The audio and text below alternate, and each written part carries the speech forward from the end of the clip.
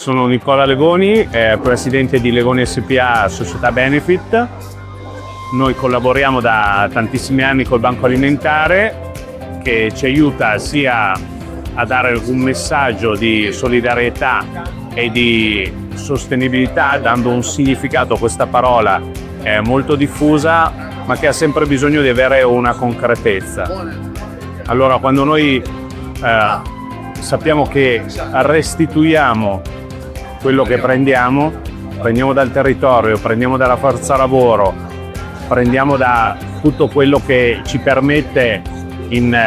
più di un secolo di attività di dare un momento di gioia e di gusto ai nostri consumatori, poi dobbiamo restituire anche nel benessere, nella solidarietà, in quello che il territorio può dare, e questo lo facciamo in un concetto di quello che è il nostro ruolo sul sociale e sul territorio nel quale agiamo. Però quello che è bello del Banco Alimentare è che non ha confini.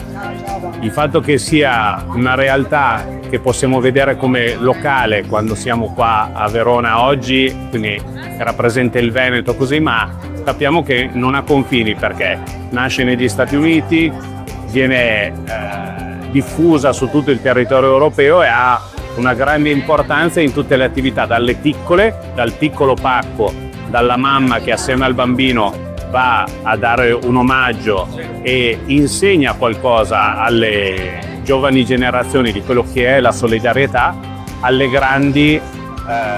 attività di solidarietà che può fare un'impresa e che possono, diciamo, dare una mano da una parte e anche aiutare magari a risolvere delle situazioni che un'impresa può avere nei momenti di eccedenza, che così l'aiuta a non